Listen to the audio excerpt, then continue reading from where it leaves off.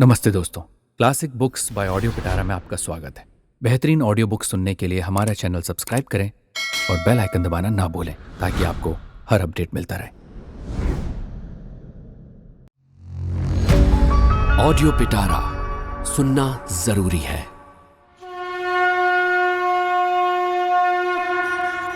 इसी के साथ चलते हैं 7वें अध्याय की तरफ। शुरू करते हैं चाणक्य नीति का 7वां अध्याय। मन की बात।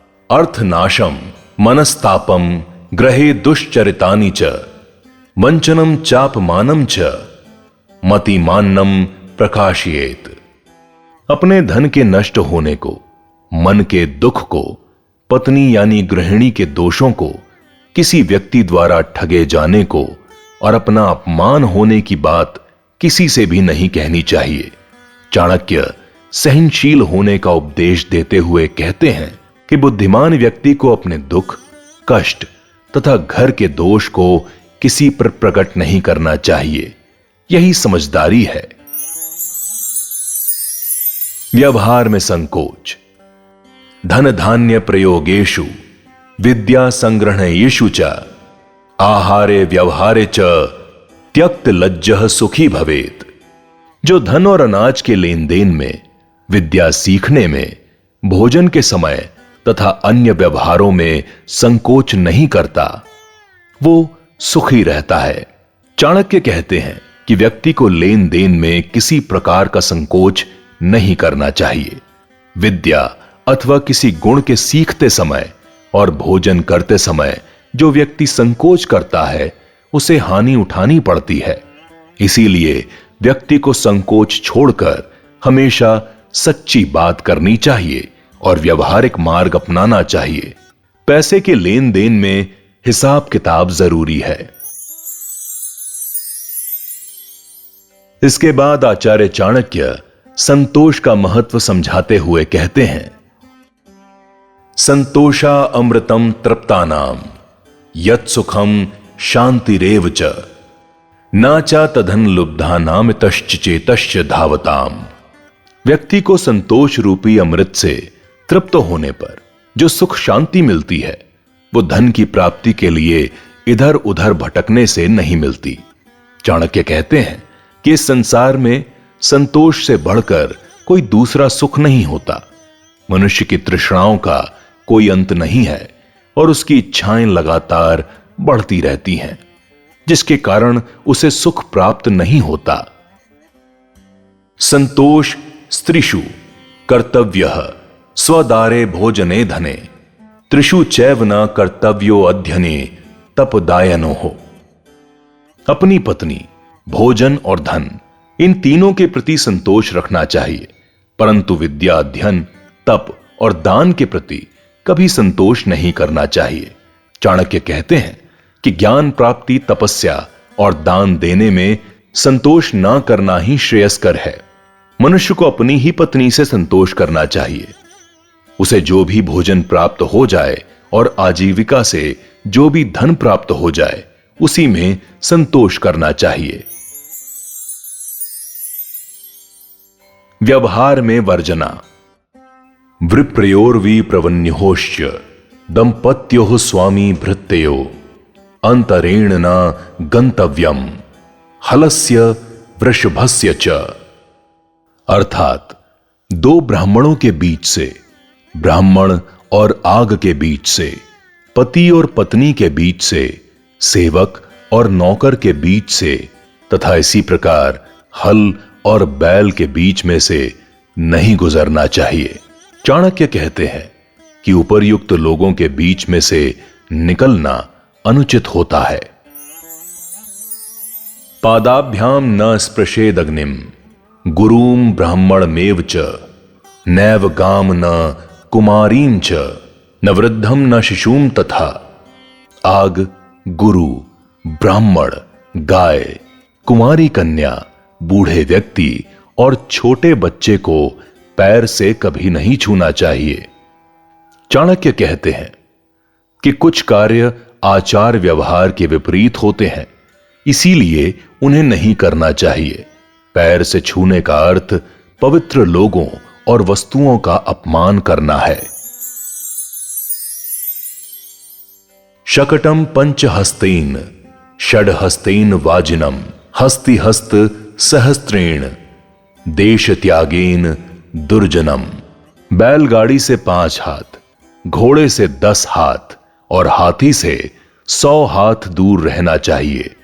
दुष्ट आदमी से बचने के लिए थोड़ा अंतर काफी नहीं होता, इसीलिए जरूरत पड़ने पर उस स्थान का त्याग भी कर देना चाहिए। हस्ति अंकुश मात्रेण बाजी हस्तेन ताड़यते श्रृंगी लगुण हस्तेन खंग हस्तेन दुर्जनः। हाथी को अंकुश से, घोड़े को हाथ में लिए चाबुक से, सींग वाले पशुओं को डंडे से वश में किया जाता है और दुष्ट व्यक्ति को नियंत्रण में करने के लिए तलवार जरूरी है। चाणक्य कहते हैं कि दुष्ट व्यक्ति हाथी, घोड़े और बैल से भी ज्यादा खतरनाक होता है। उसे हाथ में तलवार लेकर ही सीधा करना चाहिए। अच्छाई की भाषा उसकी समझ में नहीं आती। तुष्यन्ति भोजने विप्रा मयूरा घन गर्जिते साधवः पर संपत्तो खला पर विपत्तिषु। ब्राह्मण भोजन से तृप्त हो जाते हैं, मोर बादलों के गरजने पर संतुष्ट होते हैं और सज्जन आदमी दूसरों को संपन्न और सुखी देखकर आनंदित होते हैं। परंतु दुष्ट लोग दूसरों को विपत्ति में उलझा देखकर खुश होते हैं। चाणक्य कहते हैं कि प्रत्येक व्यक्ति अपने स्वभाव के अनुरूप अलग अलग बातों से संतुष्ट होता है। अनुलोमेन बलिनम प्रतिलोमेन दुर्जनम आत्मतुल्य बलम शत्रुम विनयेन बलेन वा।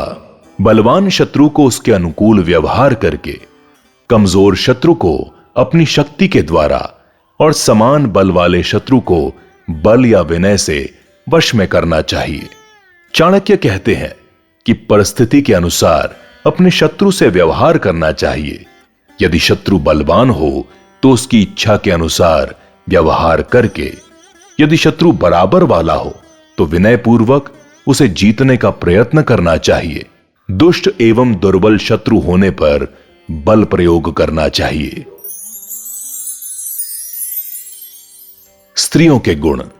बाहुवीर बलम राज्ञो ब्राह्मणो ब्रह्मविद बलि रूप यौवन माधुर्यम स्त्रीणाम बलमुत्तमम। राजा की शक्ति उसकी भुजाओं में, ब्राह्मण का बल उसके ज्ञान में और स्त्रियों का बल उनकी सुंदरता और मधुर व्यवहार में होता है। सीधा सादा होना।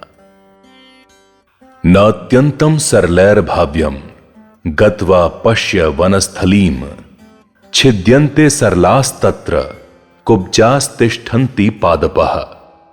मनुष्य को अत्यंत सरल और सीधा नहीं होना चाहिए। वन में केवल सीधे वृक्ष काट दिए जाते हैं और टेढ़े मेढ़े वृक्ष छोड़ दिए जाते हैं। चाणक्य कहते हैं कि मनुष्य को अधिक भोला भाला नहीं होना चाहिए, क्योंकि भोले मनुष्य को सभी मूर्ख बनाने की कोशिश करते हैं, परंतु गुस्सैल या टेढ़े किस्म के लोगों को कोई कुछ नहीं कहता। यह प्रकृति का नियम है। हंस का आदर्श। यत्रोदकम तत्र वसंति हंसः इस्तथैव शुष्कम परिवर्जयन्ति न हंस तुल्येन नरेण भाव्यम पुनस्य जन्तः पुनराश्रयन्ते। जिस तालाब में जल रहता है हंस उसी में रहते हैं, और जब जल सूख जाता है तो वो उस स्थान को छोड़ देते हैं। जब उसमें दोबारा जल भर जाता है तो फिर वे लौट आते हैं, परंतु मनुष्य को हंस के समान नहीं होना चाहिए। चाणक्य कहते हैं कि मनुष्य को हंस जैसा स्वार्थ युक्त व्यवहार नहीं करना चाहिए। मनुष्य का कर्तव्य है कि वो जिसका एक बार सहारा ले उससे हमेशा संबंध स्थापित करे। अर्जित धन का सदुपयोग। उपार्जितानाम वित्तानाम त्याग एवि रक्षणम तड़ा गोदर संस्थानाम परिवाह इवाम भसाम। उपार्जित किए हुए धन को उचित ढंग से व्यय करना, उससे लाभ उठाना ही उसकी रक्षा है। जिस प्रकार तालाब से भरे हुए जल के प्रवाहित होने से ही उस तालाब का पानी शुद्ध और पवित्र बना रहता है। चाणक्य कहते हैं कि धन कमाने के बाद उसे अच्छे कर्मों में खर्च करना चाहिए। यही धन की रक्षा है। जैसे तालाब में भरे हुए पानी को यदि निकाला ना जाए तो वो सड़ जाता है। धन की महिमा। यस्यार्थास्तस्य मित्राणि, यस्यार्थास्तस्य बांधवा, यस्यास्य अर्थः स पुमान् लोके, यस्यास अर्थः स च जीवति। संसार में जिसके पास धन है उसके पास सब मित्र भाई बंधु होते हैं। धनवान व्यक्ति को ही श्रेष्ठ माना जाता है, वही आदरपूर्वक अपना जीवन जीता है। चाणक्य कहते हैं कि धनवान व्यक्ति को ही संसार में श्रेष्ठ माना जाता है और सब लोग धनवान व्यक्ति को ही अपना मित्र बनाना उचित समझते हैं। स्वर्ग स्थितानां हि जीवलोके चत्वारि चिंतहानि वसंति देहे, दान प्रसंगो मधुरा च, वाणी देवा अर्चनम, ब्राह्मण तर्पणम च। स्वर्ग से संसार में आने वाले लोगों में 4 प्रमुख लक्षण होते हैं। दान देने की प्रवृत्ति, मधुर भाषी, देवताओं की पूजा अर्चना और विद्वान ब्राह्मणों को तृप्त रखना। चाणक्य कहते हैं कि जिन व्यक्तियों में उपर्युक्त 4 लक्षण होते हैं वे श्रेष्ठ और सत्कर्म का आचरण करने वाले होते हैं।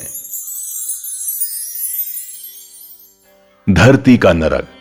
अत्यंत कोपः कटुका च, वाणी दरिद्रता च, स्वजनेषु वैरम, नीच प्रसंगः कुलहीन सेवा, चिन्हानि देहे नरक स्थितानाम।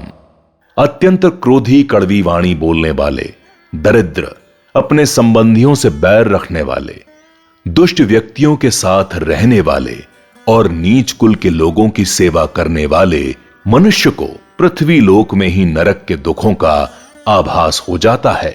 चाणक्य कहते हैं कि दुष्ट व्यक्ति बहुत क्रोधी स्वभाव का होता है, उसकी वाणी कड़वी होती है, वो हमेशा गरीब ही रहता है और अपने स्वजनों से दुश्मनी रखता है।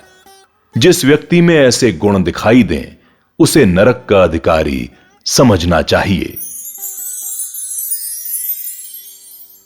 संगति का प्रभाव। गम्यते यदि मृदंगे मंदिरम, लभ्यते करिकपोल मौक्तिकम, जंबुका लग्यते चा प्राप्यते वत्स पुच्छ खर चर्म खंडनम।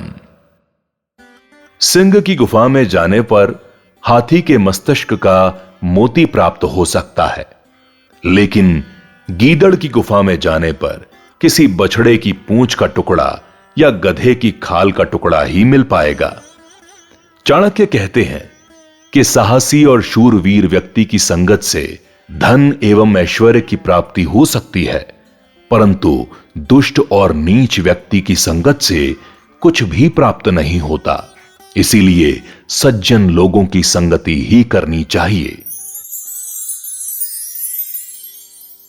विद्या का महत्व। शुनः पुच्छमिव व्यर्थम जीवितम विद्यया विना, न गुह्य गोपने शक्तम न च दंश निवारणे। विद्या के अभाव में मनुष्य का जीवन कुत्ते की उस पूंछ के समान हो जाता है, जिससे न तो वो अपने शरीर के गुप्त भागों को ढंक सकता है और ना ही काटने वाले मच्छरों आदि से खुद को बचा सकता है। विद्या के महत्व को समझाते हुए चाणक्य कहते हैं कि इसके अभाव में व्यक्ति खुद के हित में कुछ भी नहीं कर पाता। शुद्धता। वाचाम शौचम च मनसः, शौच मिद्री निग्रह, सर्वभूते दया, शौच में तच्छौचम परार्थिनाम। वाणी में पवित्रता, मन की शुद्धता, इंद्रियों का संयम, प्राणी मात्र पर दया, धन की पवित्रता आदि गुण मोक्ष प्राप्त करने वाले मनुष्यों के लक्षण होते हैं। चाणक्य कहते हैं कि मुंह से गलत बात ना कहना, मन में बुरे विचार ना आने देना, अपनी इंद्रियों को वश में रखना, सभी प्राणियों पर दया करना तथा सबकी भलाई करना, यही मोक्ष प्राप्त करने के लक्षण हैं। मनुष्य की आत्मा पुष्पे गंधम तिले तैलम काष्ठे अग्निम पयसि घृतम इक्षौ गुडम तथा देहे पश्चात्मानम विवेकतः।